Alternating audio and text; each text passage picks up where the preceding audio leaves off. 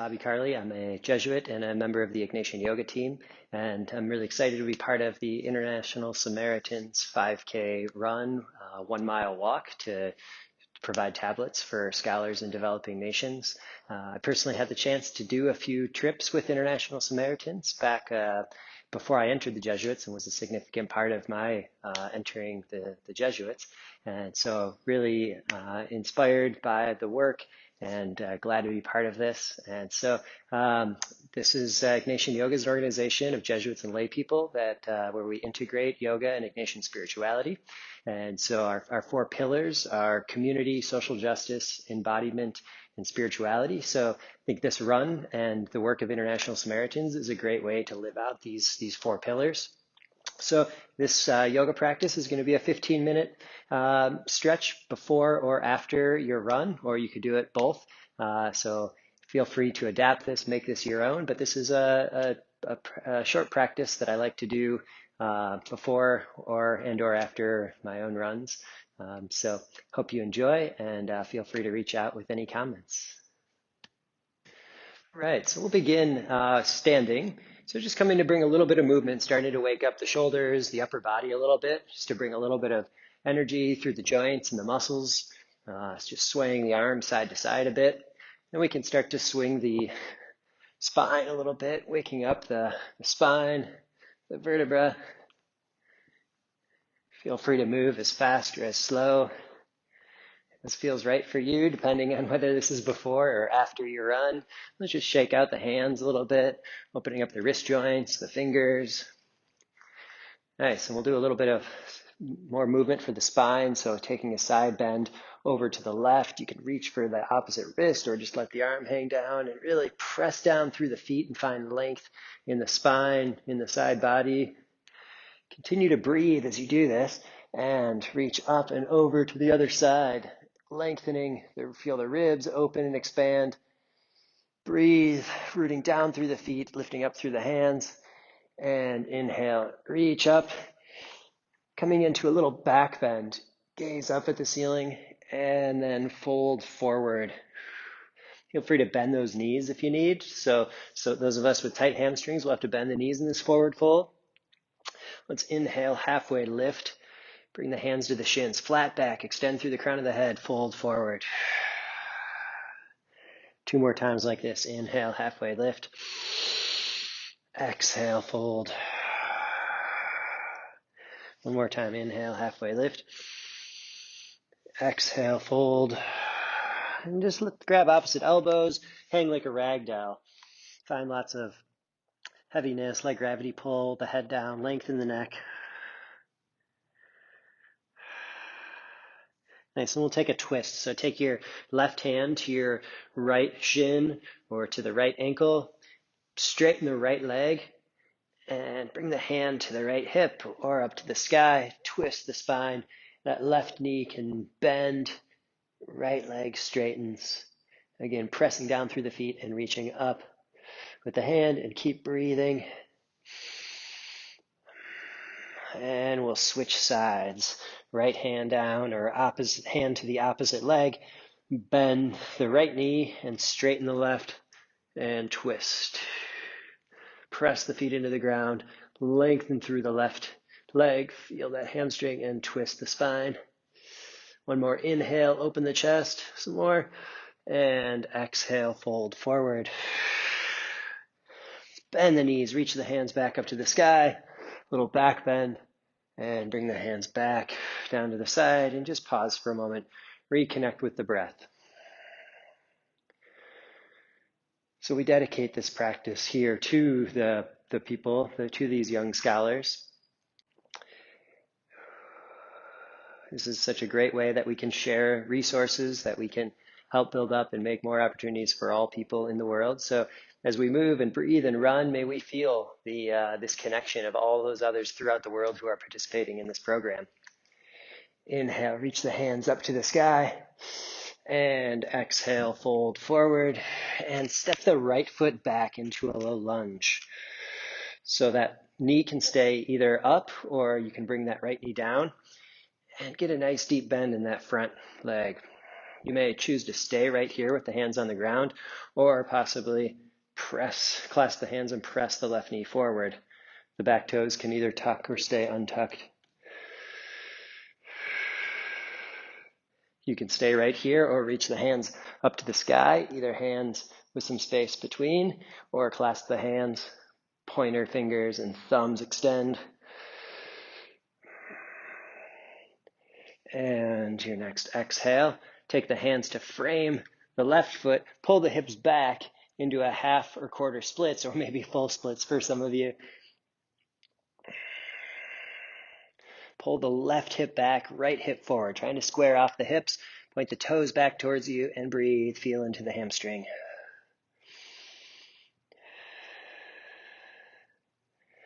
And then shift forward. So you can stay in these longer. I'm just doing about a few breaths in each of these, but if you have more time, you can stay longer. Now open up the feet, the knees, the legs a little bit wider, and then bring both hands inside the legs, inside that left leg, and you can start to come forward, so letting the chest move down towards the ground. If you're feeling, depending on your flexibility at this time, maybe bringing the forearms, the elbows to the ground, maybe staying upright, and stay here for a few breaths. With each breath, just melt down a little bit more.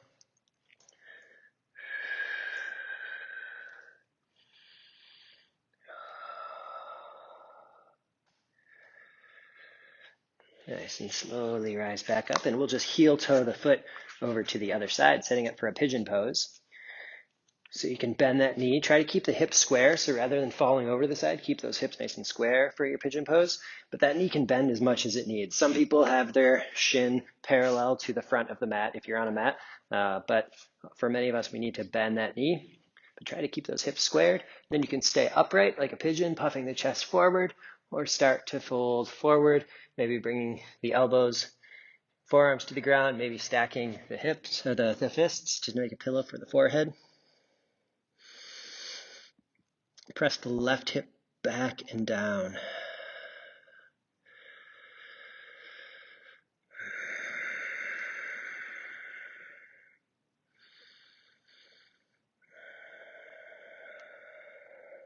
So at least 3 deep breaths here. If you can stay longer for more like 10 breaths, great pose to help you with running and just to practice being able to stay a little longer, stay with the breath, stay with some of the discomfort or adversity of life. And then just shift the weight over to the left, and we'll come to a seat with the right leg long, the right knee bends, or left knee bends, and we'll come into a fold. So the first fold could be right elbow inside right leg, reach the left arm up and overhead. Just finding some length in the left side body. Or turning the torso then over the leg, so the torso folds forward over that right leg. Find length in the spine and fold forward.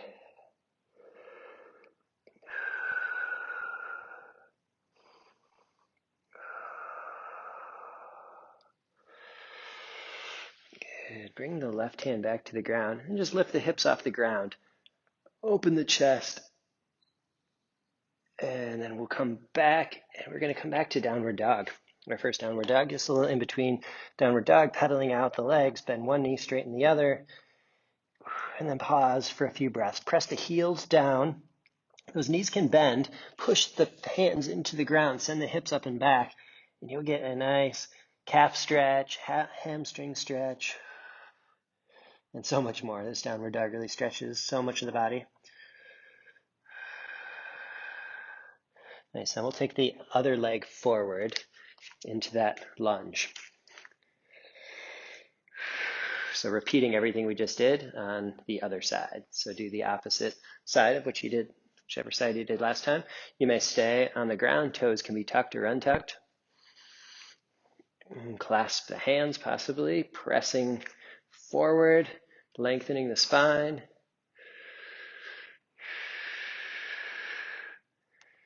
Breathe. Hands can stay here, or maybe take the hands up to the sky. You can have a few inches between the hands, or clasp the hands. Good, and on your next exhale, frame the front foot, and we'll come into that half quarters or quarter splits or full splits. Point the toes back towards you, hip pulls back of that long leg, the opposite hip, so my left hip is going to shift forward, and breathe, find length in the spine, and fold forward.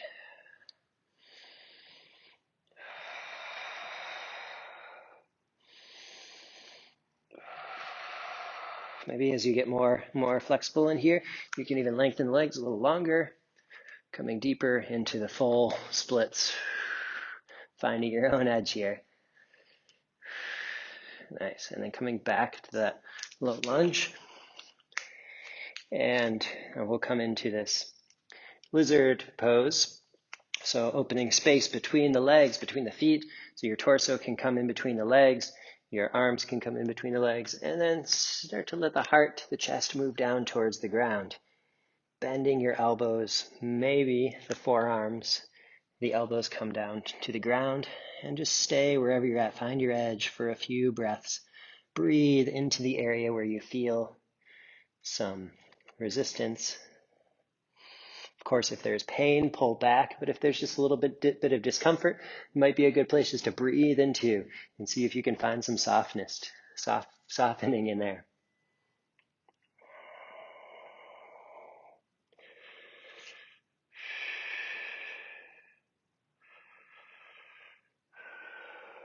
Gently rise back up, and we'll move to the pigeon pose. And if pigeon pose, if you try it on the other side, we're like, that just doesn't work for me. I'll give another variation. So if you're coming into that same thing we did on the other side, take your time to get set up. If that's not working for you, another option for pigeon is to come to your back with the feet start with the feet on the ground, and then making a number 4, putting the ankle of one leg just above the knee of the other, and then you can reach for the back of that thigh. Flex the foot, so the toes are going to point back towards the knee, and pull the thigh in towards you. Press the knee away, but the thigh and the foot towards you. So this is recline pigeon pose. So another variation, and then you just do the same thing on the other side, staying for at least 3 or 5 breaths. If you can stay longer for like 10 breaths, great. The rest of you guys in pigeon, I'm going to meet you back there. So whether you're in pigeon lying down on the ground or with the chest facing downwards, come on down, bring the right hip to the ground, the left leg long, and we'll set up for these folds over the long leg. So first bringing, if you're on the same side as me, left arm inside the left leg, come back on the mat and away from my candle here, and reach the arm up to the sky. Inhale. And exhale, find that length. So press the seat into the ground and lengthen.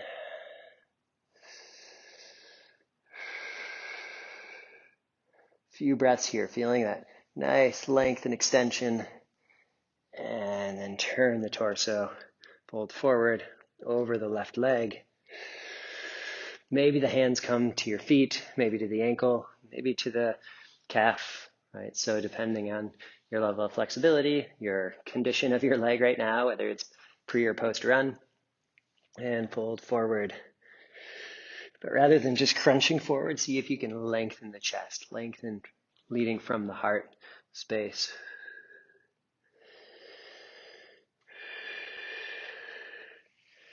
And good, then we'll do the same thing. So bring the right hand to the ground, bring the weight into the right hand, the left foot and right knee, reach the left arm up to the sky, open the chest, and then coming back down for a moment. Let's take both legs long with a straight spine, or as straight as possible. Our spines are not completely straight, but lengthening the spine. Inhale, reach the hands up to the sky, and leading with the heart, fold forward. So both legs long. With the forward fold, hands can come again to the shins, to the ankles, maybe making peace signs with your hands and hooking them around the big toes. Good place to stay for as long as you have, at least a few breaths.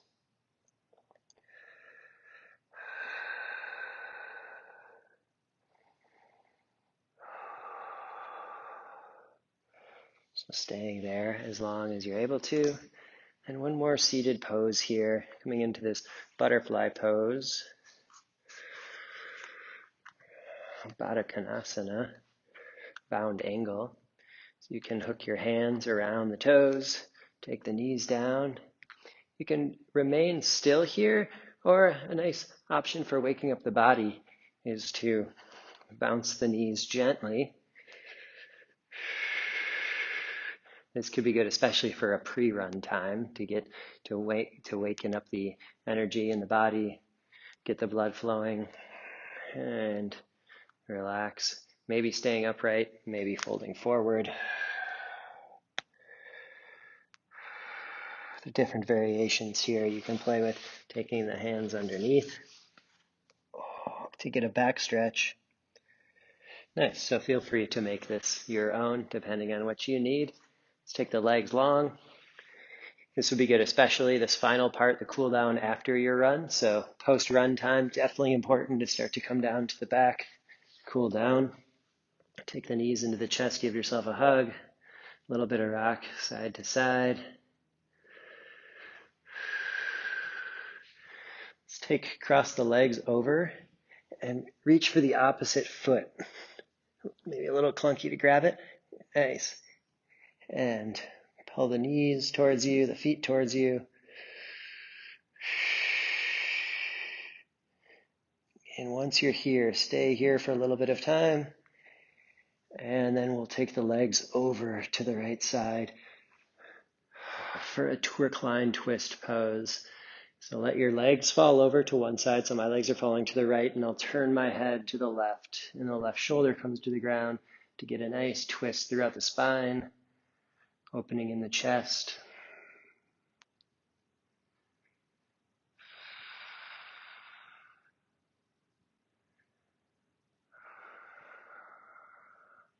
Get at least 3 deep breaths there. Can always be extended though, a little longer. Coming back to center and switching legs. So right comes on top of left, grabbing the opposite foot. If that's not available, you can always grab the opposite shin or knee. So pulling those knees away, and you'll get a nice stretch throughout the thighs, the glutes.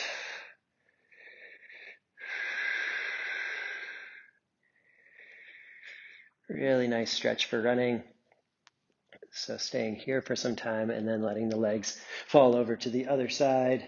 You can use that hand to pull the top leg down and then turn the gaze the other direction from the legs. Soften both shoulders to the ground.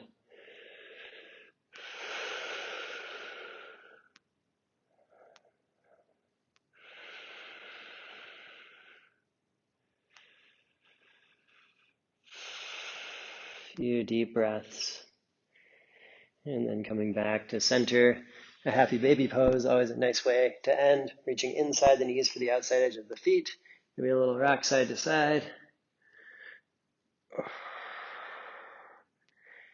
And then bring the feet down. Maybe down like in this bound angle or butterfly that we did, but lying down is a nice option to start to cool down. Letting the knees fall down, letting gravity pull the knees down. You can take your left hand to heart center, right hand to the abdomen, right above the navel. Breathe. You can stay right here or extending into the final resting pose, corpse pose or shavasana.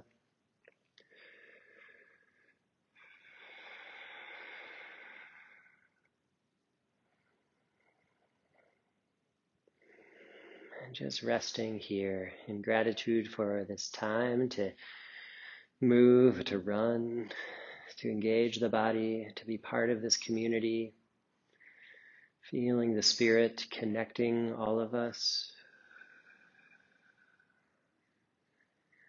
And in our efforts to build up a world where all people have access to education, to housing, to food, to housing, We give thanks to International Samaritans for being part of that, being part of trying to make a world where all people have access to what they need to flourish. I invite you now just to rest in God's hands, perhaps just to listen to what it is that God may be inviting you to.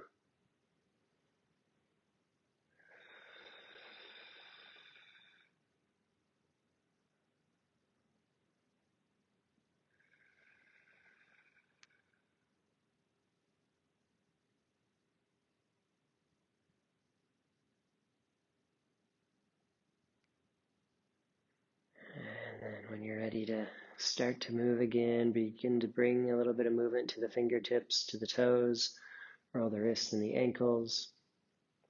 You can extend the arms overhead in a morning stretch.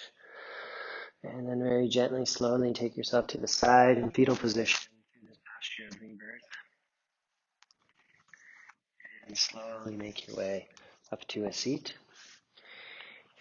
And I recommend taking a little time of breathing meditation, of prayer, to just reflect and to breathe with the many people you may know or people that you don't know who are part of this program, and especially to these scholars, that they may be able to continue to flourish, continue to find more opportunities to maximize on the fullness of who they are.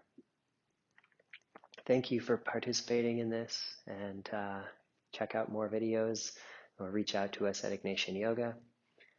Thank you very much. Namaste.